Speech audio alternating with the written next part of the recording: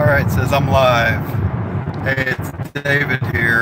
I'm here with my wife. Say hi. I'm home. I'm home. So I'm actually fortunate enough to be able to get some time to get this resolved. Last time I left, ready to take the CDL test, and to let you know what happened. Yes, I passed. Oh, you're welcome. You're welcome, Michael. I took it. I woke up at 1:30 that morning, and I had a pain in my side, and I thought, oh no, it's not a good time for a kidney stone. Thank you, and it went away. Oh, thank you, appreciate it.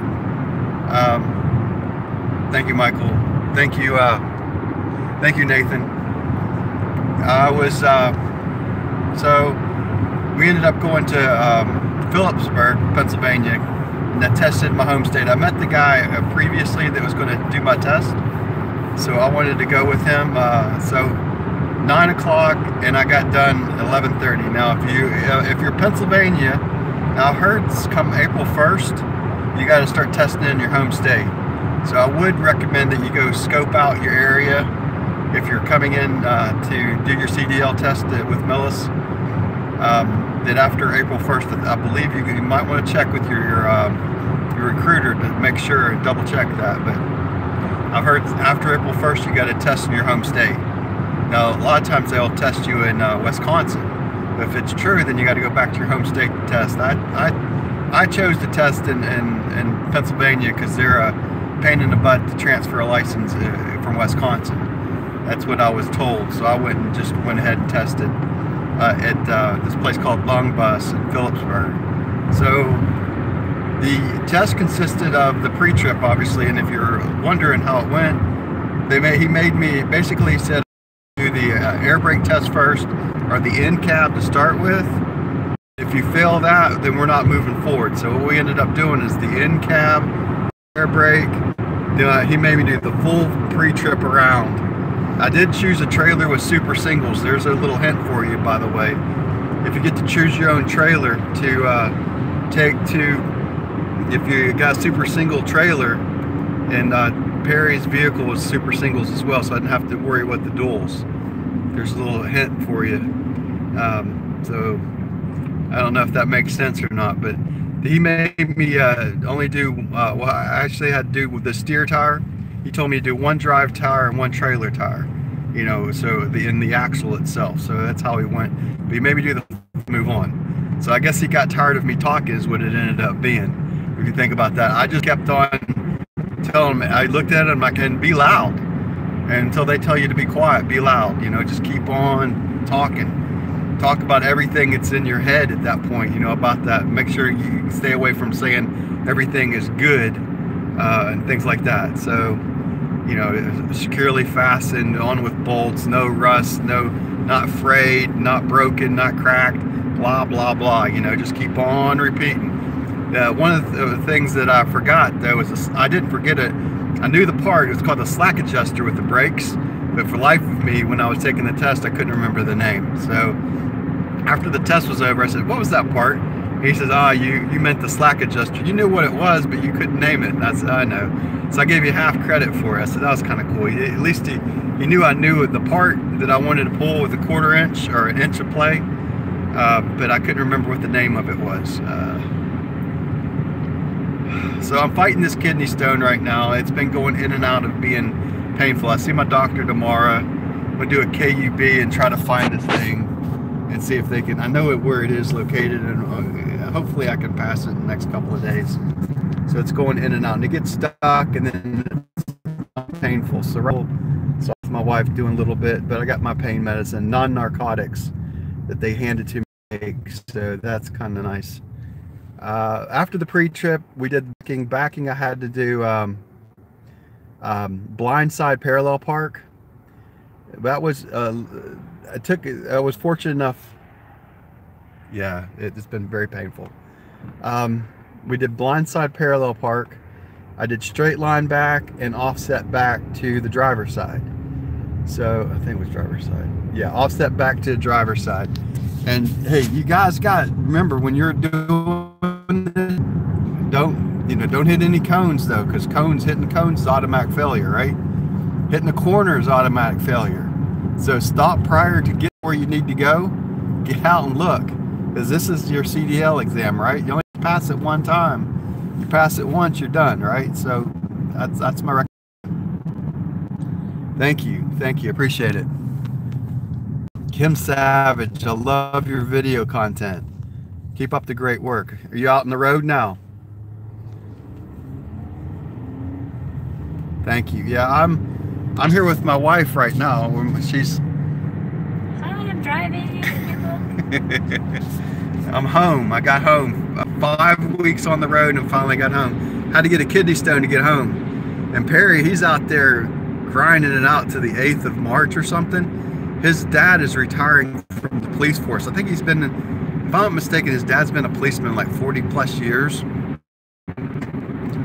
Of course, Perry's been awesome. He's really taken the extra time to help me get through some odds and ends.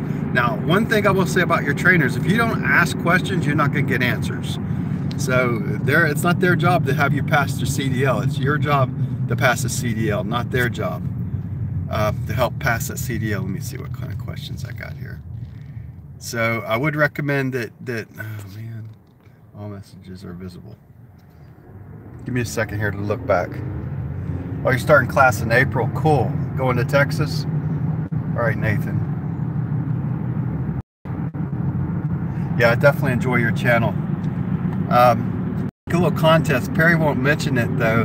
We had a little contest. Could I get to 2,000 subs before he got to 1,000 subs? I beat him. I didn't think I was going to beat him, but I ended up beating him. He won't mention that though, probably in any of his video content. So I think I get a kick out of that. Anyway, so long story short, you know, I had a YouTube channel prior to me going on the road here, and it's been an adventure. 5 weeks on the road, that's way too long. I would recommend that if you can schedule your home time after 3 or 4 weeks, if you're kind of a home person, this part right now, if you don't mind being away from home. One of our guys in Braden, who was in our class, he was the first one to pass CDL. He hasn't been home. He doesn't even care to go home. So it depends on the person, right? So after I did the backing maneuvers, then you get to go on the road. Now on the road, he down mountains and all kinds of hills. Let me go back here to great advice. Trainer on the 6th. Thank you. It wasn't as hard as you think if you don't overthink it. So when you're doing your pre-trip, if you've been trained by Bill Smith, you got all the information that you need, Kim. I won't call you by your real name. I'll just call you what you go by YouTube. But you'll have everything that you need right there, that pre-trip that he did. So you just got to translate it out to an automatic. Find the parts in the T680 though. So have your trainer show you where the air compressor is, the water pump, the alternator, and any other parts that you need to see. Have them show you where those parts are. Now some trainers will go through pre-trip a lot more than others, but if you don't ask questions, and they just assume that you know it. So you know, if you have any questions, especially with the T680s, the brake systems compared to the other brake in the steer tire, yeah, the steer tire is different. So there's another thing. So it's all encased. All the parts, but just let them know that you can't see it, right? After you do the backing, we did a road test, and the road test was about I think it was about a half hour. It seemed a lot longer than it was. Now, Bill mentioned one thing I want to say about the pre-trip: the longest minute of your life.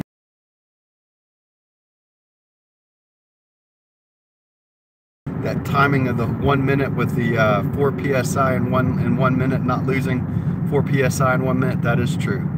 That was I had my timer. My watch had busted along the way, so I used the timer on the phone, and I was fumbling around with my phone because I couldn't remember how to get to my timer. That's a lot cool. You know, they didn't accomplish. So most of the guys out there understand that, and the women that are out there that are doing these kind of testing know that you know, this is your future, and they hold your future in their hands too. So be careful about the automatic failures, right? The automatic failures on the brake test, on the air brake test. Be careful about that. You know, having the engine off, not on, that's an automatic failure. Hitting a cone, automatic failure. Hitting a curb, automatic failure. Know your automatic failures, right? Take the extra time to make those turns. One thing I will tell you though about making a turn when you're out there on the road, you can get out there. Don't try to, I know that when you're in a car, you'll cut the corner, right? So you'll cut that corner. Stay straight, stay your lane. It's in your head, say it out loud. You know, I see, like right now, I see a 45 mile per hour speed sign. There's a guy coming up on the right now. You know, just everything that's in your head, just say it out loud. Let them know that you're paying attention to your surroundings at all times when you're doing the drive test. So yeah, you got all these things that we do and we already have done as driving. You know, I've been driving longer than I haven't been driving. So all, like for instance, we were at 45, now the speed limit has reduced to 40 miles per hour. Now that's for cars. Like what I said to my instructor, I said that 40 mile per hour is for cars. I'm gonna try to stay between 35 to 40 miles per hour since I'm in a truck. And he kind of smiled at that. So, you know, I want to try to stay within a certain speed limit of whatever the posted speed limit is. So I kept it within, say, 5 miles, whatever the posted speed limit. Don't speed. They sent me down this mountainside. We had to stop prior to going down the mountain. And since we're in Western PA, where I tested, we had to stop and go down 20 miles per hour down this mountain. That was kind of interesting. So you put it in manual mode. Have your trainer show you how to do this. You got to go down some of the mountains as part of your training. So have them show you how to put it in manual. So I went down in gear 6, like Perry told me, and put it in manual. I shifted up to 6th gear, put it in manual, and just let the Jake brake take me on down the hill. It works, you know, and do that safe stop where it gets up 5 miles per hour and then you can bring it back down. So I kept it between 22 and 18 miles per hour all the way down the hill. They'll give you a little bit of leeway if you're careful. Any questions at all? Outside of that, that's all I got. I'm passing the kidney stone once again. As far as I know, Perry has, his dad has that retirement on, I think it's March. I think he has home time on the 8th. I think it's the 9th that his dad is retiring from Indiana State Police, or Indiana, no man, not State Police, the Indiana Police Department. So his dad's been a policeman his whole life. Yeah, it is a lot of information to remember. I agree. You know, concentrate on the pre-trip. The pre-trip is where it is right there. So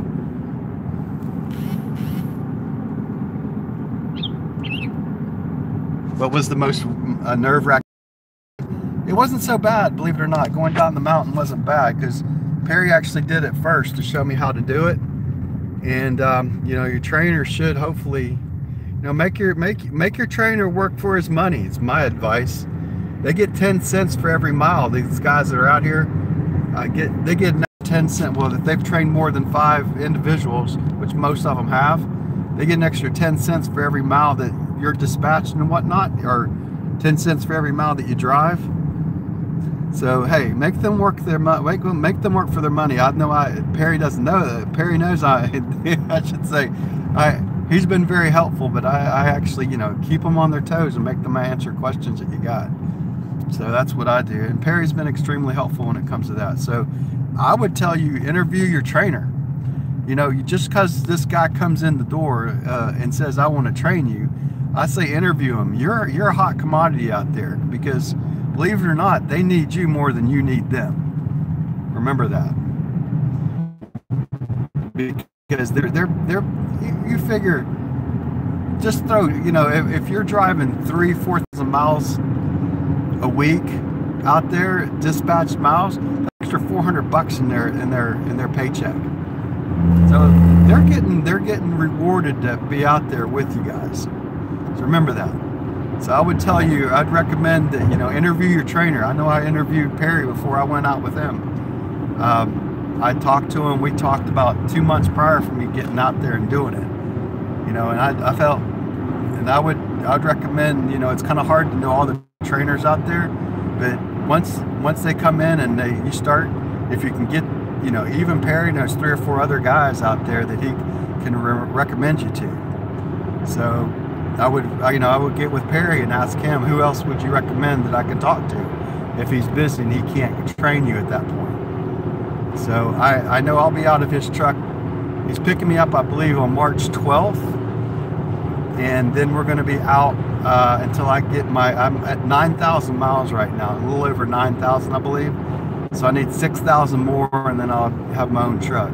So we can pretty much team now, which I think what we'll do is he says that he'll drive 8, I'll drive 8, we sleep 8, something like that. I guess we'd run an 8-2, trying to rack up some miles and get me out. His goal is to get me out by the 29th of March right now. So if you're looking for Perry to help you train, I would say that I'm coming out of his truck around end of March. So if you're looking, you know, coming out of class in March, he should be available at the 1st of April, I would assume. Thank you. So that's it.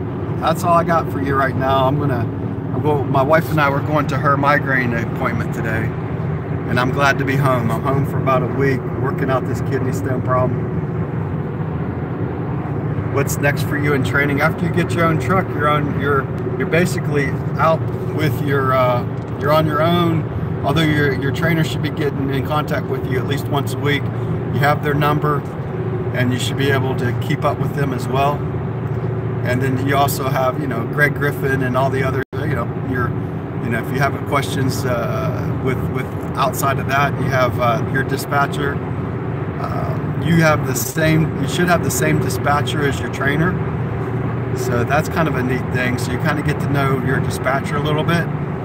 And prior to, so that's something that you might not know at that point, is that who's your dispatcher. You actually will have the same dispatcher at Millis as your trainer does. So that's kind of interesting. So you know who your dispatcher is, you kind of get to know them. The Qualcomm is probably the least thing to know of all things out there. I mean, it's a computer. If you've worked with computers like most of us, it's just a matter of understanding what macro to hit and send it in. It's not that complicated. So I wouldn't sweat the small stuff as it relates to Qualcomm. But you know, as far as the CDL test, know your pre-trip. Now I drew the whole pre-trip. So hopefully you guys will not have to do the whole thing. So I just took my time, went through every part. That's, you know, until the guy, he finally got tired of me talking. He says, all right, you have enough to pass. And we were done. So it took an hour to go through the pre-trip though. I tell you what, it seemed a lot longer. And I didn't even look at the clock until after I was done. And when I was done, I started at 9 and we were completed with the whole thing at 11:30. So I'm in the state of Pennsylvania to go get my picture license, hopefully in the next couple of days. Be home with my wife and my kids. So 5 weeks on the road. You know, I left on January 26th. I left January 26th and I got home on, what was that? 28th of February. And I shouldn't have come home until Sunday. It would have been a couple days. So it actually, a blessing in disguise, is I'm getting a week at home and then I'm coming up back out on the road. So I'm gonna take advantage of the whole time that I have here as home time, and then cut out, get that 6,000 miles, get my own truck. And as far as I know, once you have your own truck, they just get you to home so that you can set up your truck and put the stuff in that you need to put into it. So you get a couple days off and then you're back out. And I plan on personally, these trainers that have been training us, the 3 of us, meaning Bobby, Braden, and I, these guys don't go home. So, and that's nothing against that, you know. I'm only going to plan on going out for 2 to 3 weeks at a time, and that's my plan right now. Now, truck stops and whatnot to go use. So that's the worst thing right now, is having to find a bathroom at the middle of the night. So you can deal with that. You can deal with anything, as far as I'm concerned. All right. That'll do it for now. I'll talk to you next week sometime.